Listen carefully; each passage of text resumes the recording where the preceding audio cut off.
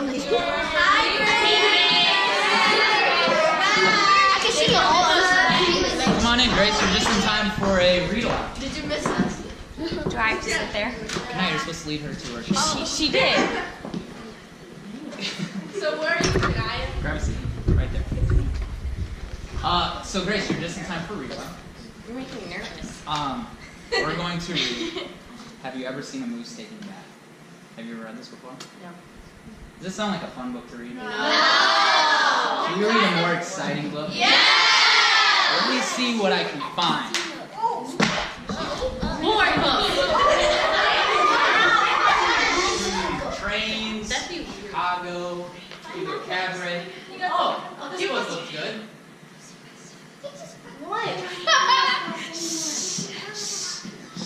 Sleepy Grace, Oh, no. written by Brad Worrell. Should we read this book? Yeah. 10 out of 10. All right. Okay. Sleepy Grace, written by Brad Worrell. Once upon a time, in a small village on the western side of the town called Shai, a baby was born. Too tough to be a Cinderella and too independent to be a Snow White, the king and queen of the land decided to name her Grace. Grace had a passion for life that was unmatched. Short, yet ridiculously cute, she would attack all of life's challenges with her trusty bunny not far from her side. You guys see the bunny? Yeah. You guys all see that? Wait, where is it? Right there. Right there. She's holding it. Growing up, Grace had one huge advantage: family. Parents who showed her how to love, and a big brother to lead the way, and a little sister to call a best friend through the endless midnight giggles. This helped her demolish all of the middle child theories and instead steamroll through life with the mentality that she could do anything. She was loaded with big dreams and an even bigger heart. As she got older, it became evident that her handprints would eventually mold the minds of others.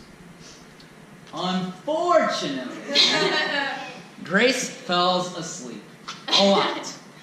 The image of sheep jumping over a fence would become too much for her as she let the warmth of the Z's and a soft lullaby drift her into a deep slumber.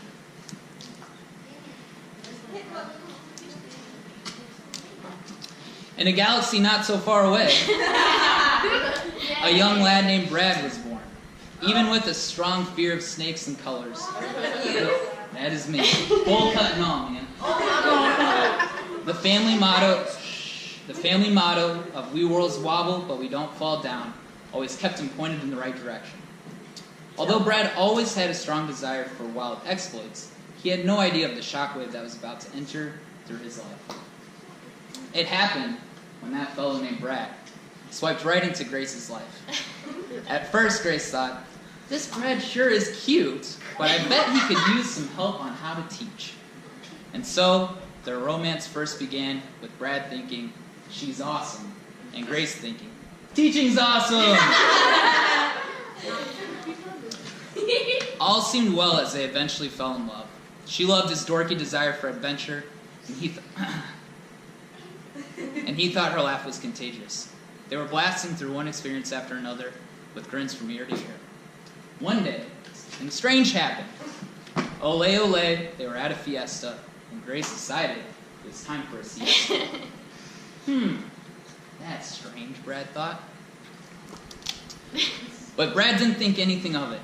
Eventually, the lines separating friends and family became blurred as they formed a life together.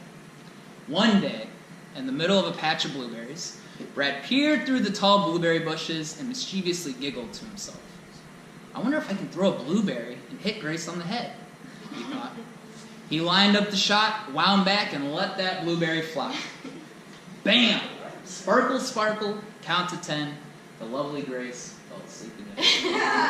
It was like the blueberry had some magical sleeping powers. As soon as it hit Grace in the head, she was fast asleep. Brad stared at his hand, horrified at his own strength. As time ticked on, they explored the land of Shai together.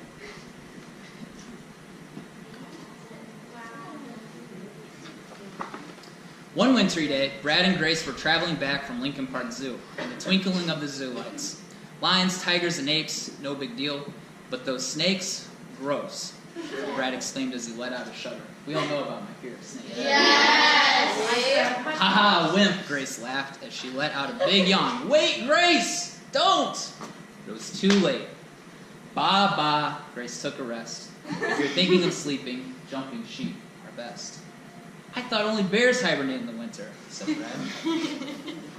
I've got it, Brad shouted out one day with his finger pointed in the air. I'll introduce her to Prince Brian. He will surely keep her awake. Brian and Grace got along great and had bushels of fun. The mystery of the snooze had finally been solved. Stephen, put it away. Finally, Brad thought, the key to keeping her awake is to keep Brian around. Well, it almost worked. Hey ho, it was quite a dance, until the song Single Ladies put Grace in a sleepy trance. Oh, you got your Single Ladies song though? But this time, her sleepiness also wore off on Brian. We all know about Brian sleeping too, right? Yes. This is ridiculous, said Brad. Grace, we are going to the beach. Grab your towel, sunscreen, swim trunks, and flippy floppies. The beach was great until the prank. Hey, Brad, look at that dolphin, Grace giggled. Brad turned around and saw nothing there. With a puzzled look, he turned back to look at Grace, only to find her sleeping. Now she's pulling pranks on me to try and hide her sleeping, Brad said. Ha ha, ho ho, made you look on a joke. Should he wake her up with a swift side poke? Brad wasn't daunted. Vacations will keep you awake, Brad told Grace excitedly. Surprisingly, Grace did stay awake. Together they had so much fun exploring new cities, eating great food, and visiting friends and family. Everything was great. Until they stepped on a plane. Zoom, zoom. They weren't even mid-flight when the drone of the engine made Grace think it was night. No matter what Brad tried, the touch of the Sandman always seemed to find Grace. She could always fall asleep no matter the season, time, or place. After months and months of pondering, Brad still couldn't figure out what to do. He looked over at her and wasn't surprised to see her sound asleep. Here we go again, Brad sighed. All of a sudden, a thought ran over him like a stagecoach with 12 horses. Even though she was curled up with her sleepy trademark Grace face on, they were together, and that was all that mattered. Brad gazed out the window and thought of how lucky he was to have someone like Grace in his life. Her kindness, willingness to try new things, desire to relax, and compassion for others could always made him never want to leave her. He turned his head to Grace, to look at Grace, and whispered, "I love you, Grace." Aww. Grace snored back. And so, as with every fairy tale, comes the time for a happily ever after. But my happily ever after can only happen for a reason. Grace, will you marry me?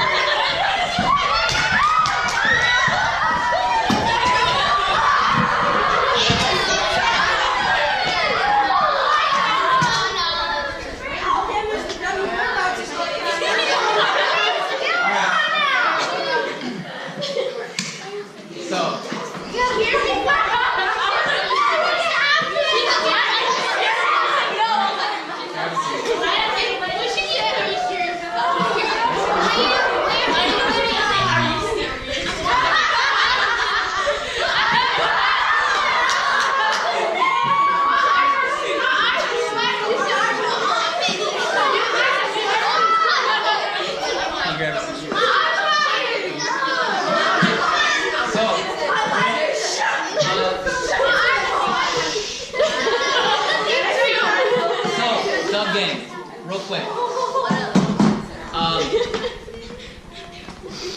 I want to thank you guys for helping Grace and I start this chapter of our life.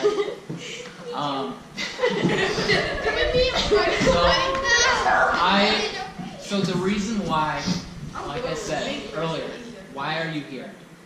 Because we're family. Because we're family. Okay?